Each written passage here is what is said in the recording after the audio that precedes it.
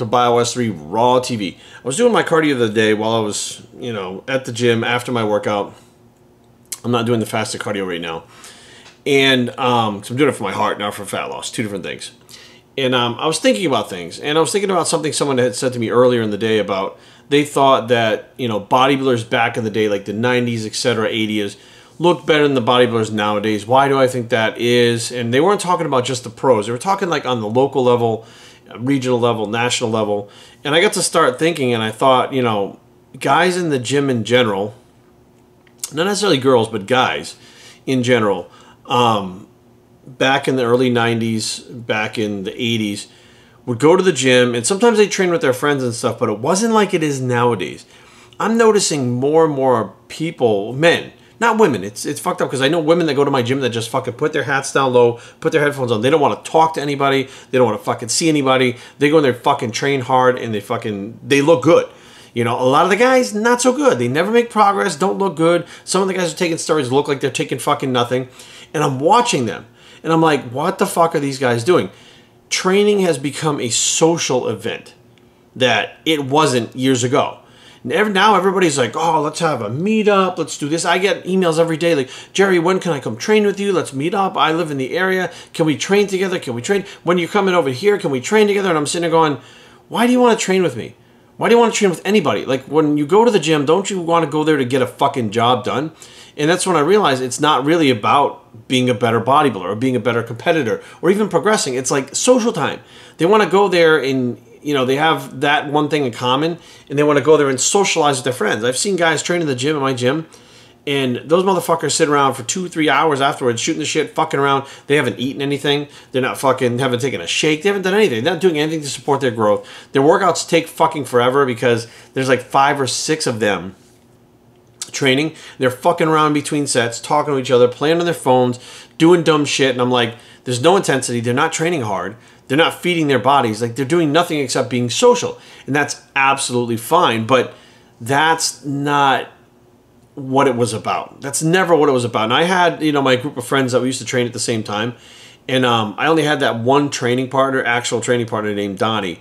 And Donnie and I, like, we were so focused on our workouts, even as teenagers, like, everything else came second in life. Like, everything, fucking girls, school, everything else came second. Training was number one. And, you know, we had, as teenagers and even later on, we didn't have missing body parts like a lot of these guys do nowadays. They go, Jerry, how do you get your calves? Well, I used to fucking train them. I don't train them much now, but I used to fucking train them.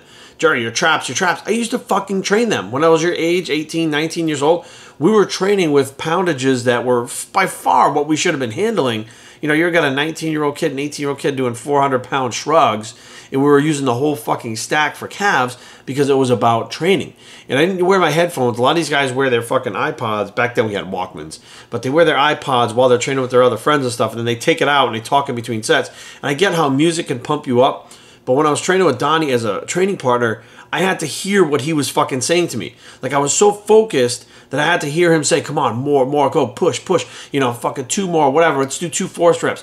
Whatever it was, I was listening to the commands almost like he was a drill instructor putting me through the paces of boot camp.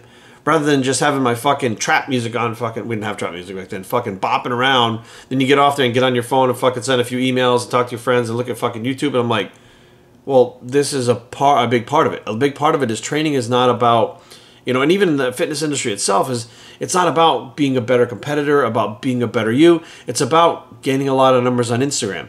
It's about getting girls. It's always about getting girls, but it's about getting girls. It's about going to these events and, you know, trying to work for a company. It was never about, you know, it's never about that shit anymore, about getting better. You know, these guys like Dallas McCarver, he's out there pushing himself fucking day in, day out. The fucking kid's getting better.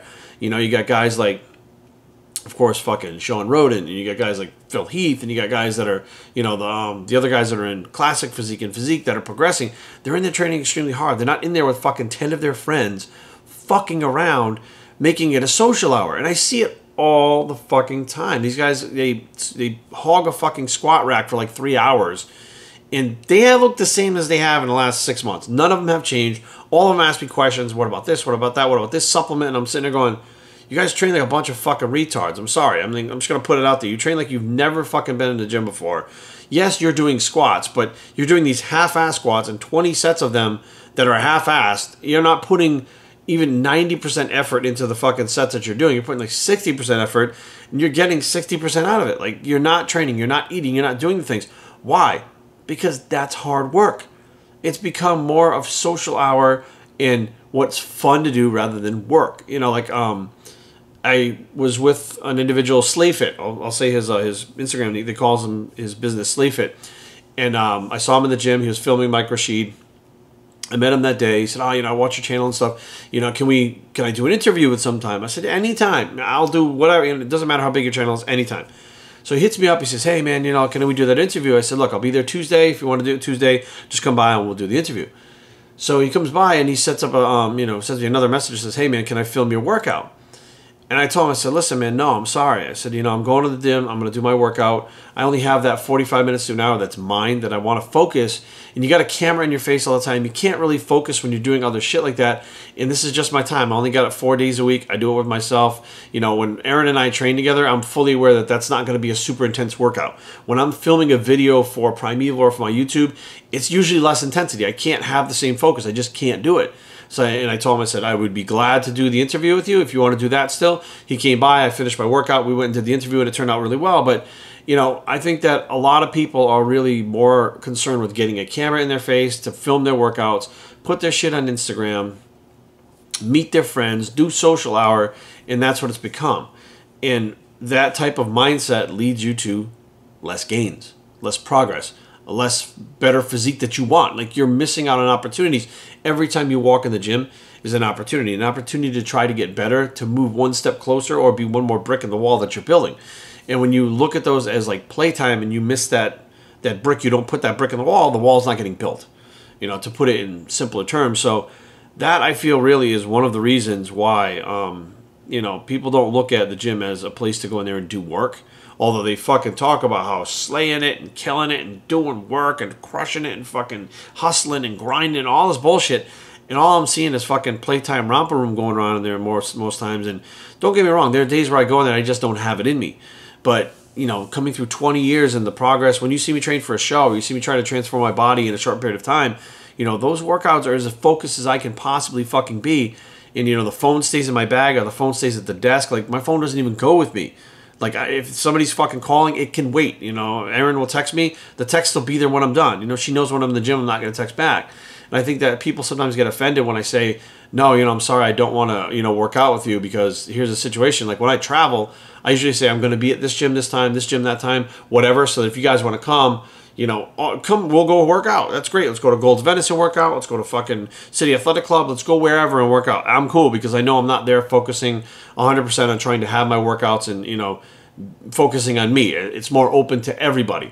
But when I have like my own personal workouts, I like to do that by myself. It's my me time. It's my zen time. It's my time to get lost in my head. I've seen people at the gym, like my neighbors, and they'll be like, "Hey, man, you know, I saw you the other day. I said hi, and you didn't say anything."